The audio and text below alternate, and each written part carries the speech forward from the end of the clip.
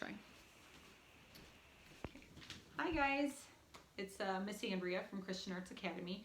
I just want to go over some general stretches to kind of keep you guys moving at home.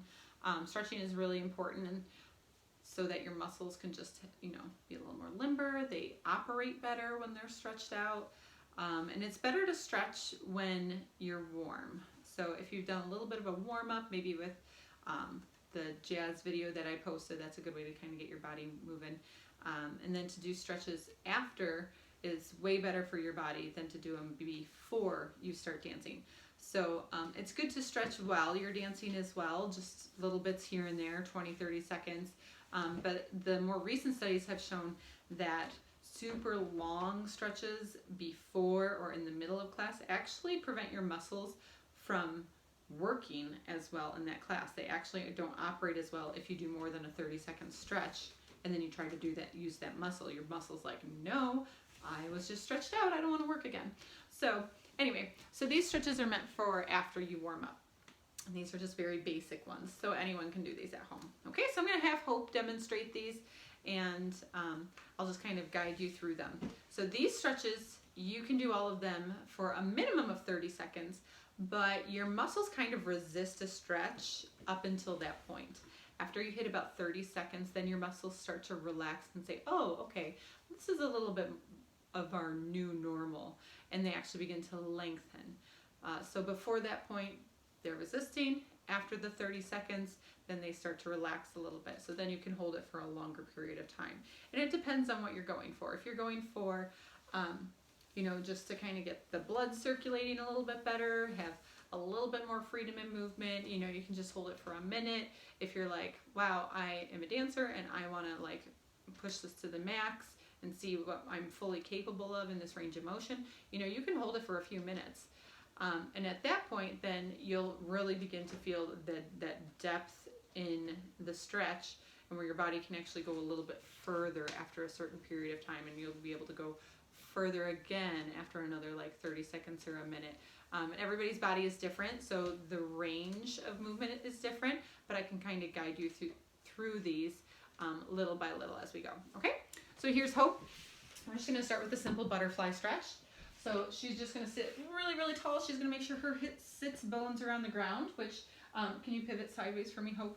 There are on the back of your pelvis, or on the bottom of your pelvis rather, these little bones that are at the very bottom, and you want those to be straight down. So you don't want to tuck your pelvis under, so go ahead and roll and kind of sit with bad posture. You don't want to sit here.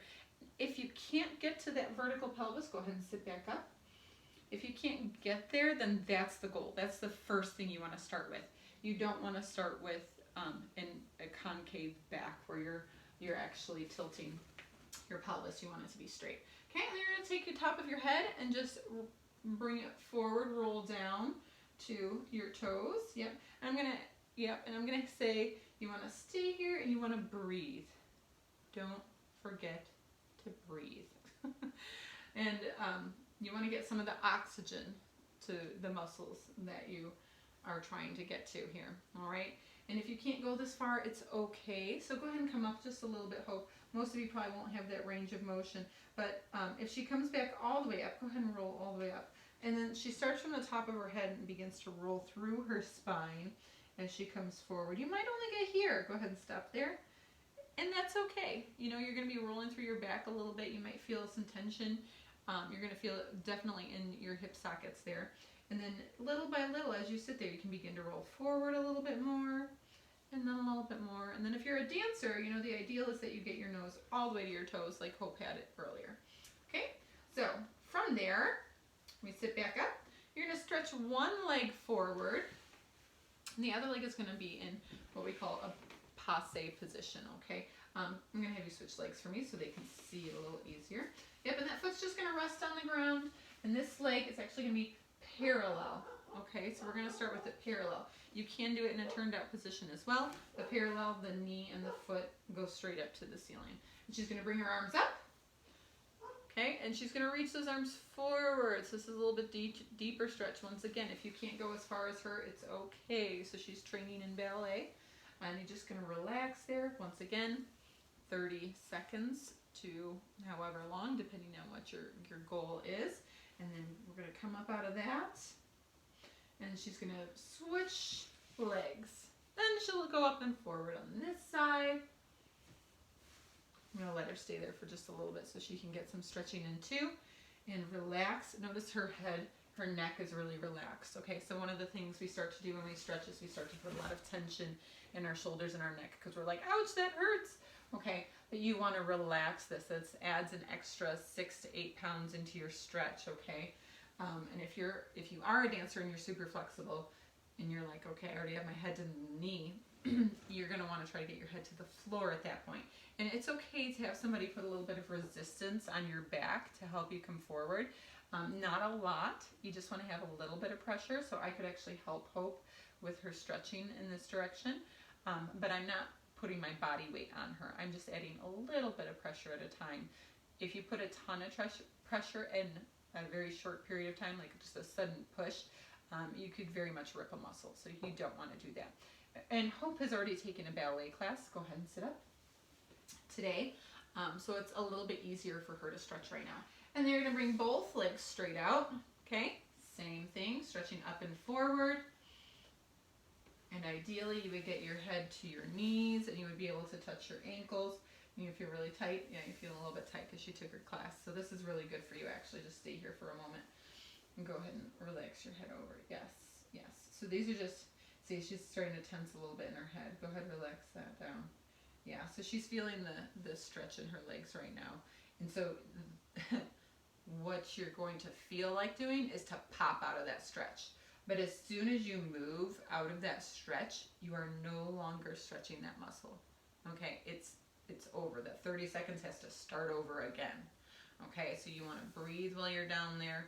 Her moving her arms back and forth is actually okay because she hasn't moved her body position there. It's ideal to just keep them there. But she's feeling her legs and noticing how much they're stretching at the moment. All right, so we're going to come up out of that. Just roll up. Yep, if you roll up your spine, it's going to be a little bit better for your back, okay, because you might be finding new areas of your back that would maybe were a little bit sore, especially in these stretches. But that stretch right there is going to get all the way into your back and down your hamstrings. So that's an excellent one. And you can do it, I'm kind of covering her feet right here, with pointed feet. Okay, so that's actually less invasive on the body, or flexed. Now, if she flexes her feet, go ahead and try that stretch again. And let's see, she might not be able to get quite as far. Okay, ideally you'd be able to grab your toes and pull them backwards towards you. That's going to take some time, but if you're a little bit more of an advanced dancer, you can do that, obviously, and you've probably already done that before. All right, so these are just simple general stretches I'm getting to. So pointed feet, not as difficult. Flexed feet, you're going to feel it a lot more. Okay, we're going to go ahead and turn to our, oops, there's my knee cracking, to our straddle stretch. Okay, so she just kind of split one leg open into the side. You can see her feet are pointed. Once again, if they're pointed, it's not going to be as difficult. And she's going to bring her arms out to second position and reach up and over to the leg, side stretch. Yep, notice her arm isn't falling in front of her face. She's going directly side. So that is different than if your nose is turned towards your leg, okay? So that right there is a different stretch. If she keeps that arm up and open to the side, it makes it a little bit easier you're getting a different set of muscles when you do that. And then she's going to come up and reach, of course, to the other side because you want to be nice and even. And notice one side of her is probably a little more flexible than the other if this is normal. Also notice her toes are towards the ceiling. They are not flopping towards the floor. Can you show them what it looks like if your toes flop to the floor? So see how they just rotated in? Okay, that is actually not good for a dancer. You don't want to do your splits that way. Your rotation in your hip sockets actually is what you need when you're doing your a la Saucony line. If you flop your legs forward, now you're parallel. You're going to a parallel position, okay? And your leg is not meant to go that direction when you lift your leg to the side. Okay, so again, she flexes her feet, arms open in a la Saucony, and reach up and over. And we notice, do you feel the stretch there a little bit different? Okay, so it's going to go more into the calf, longer stretch, way, way deeper. Okay, and come up And the other leg so you're nice and even, toes towards the ceiling. Okay. Now also while you're down there, you might find it, as long as you've held it for 30 seconds, you might want to point and flex the feet. Yep. And then she'll come up. All right. Now we're going to do the one where you lift one arm up and you're going to rotate towards the leg. Yep. And then go forward. And then you can swim that other arm up and over towards the leg. Yep. And get your shoulders square. So you're actually pivoting your shoulders towards the leg, towards your knee. Yeah, there you go. So that's a little bit different stretch. I actually don't like this stretch a whole lot, just because I feel like it's not really helpful for that olecicone line. You wouldn't want your body to be turning in this direction when you're in olecicone, really, in a general way. Okay, and coming up, and just go ahead and do the other side so you're nice and even. Pivot, one arm over, swim the other arm over, and try to rotate those shoulders towards the knee. There you go. See how she moved her back? Yeah, so that's a different stretch than the one we just did, which was to the side. So this one, her shoulders and her rib cage are facing her knee as well as her head, and it makes it different. Okay, and so she's going to come up from that. Hopefully that felt a little bit even.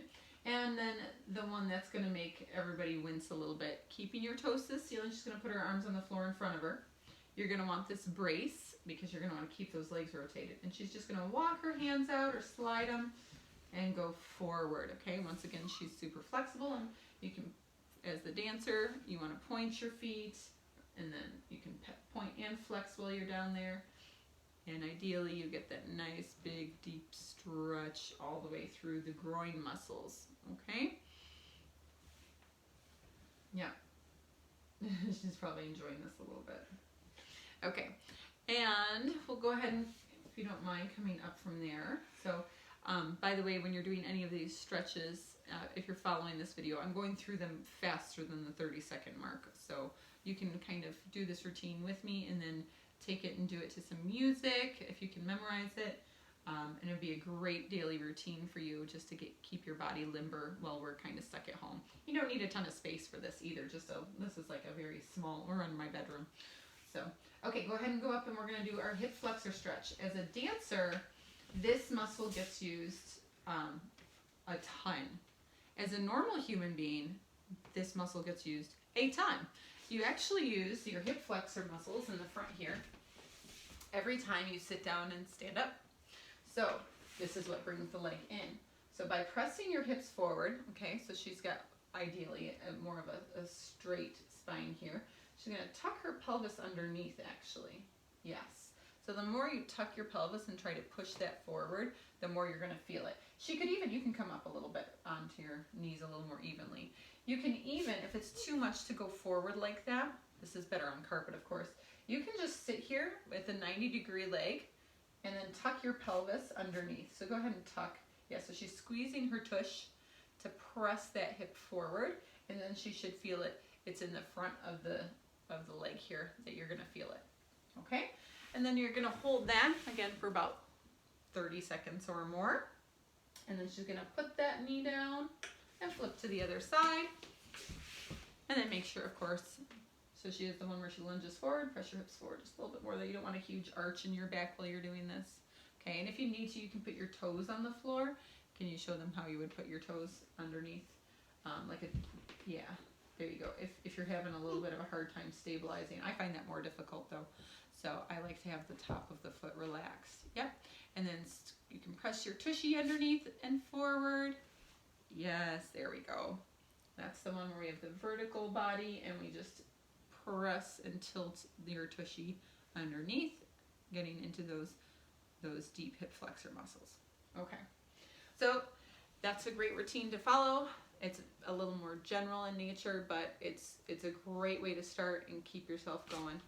Okay, you have a blessed day and enjoy. See you soon.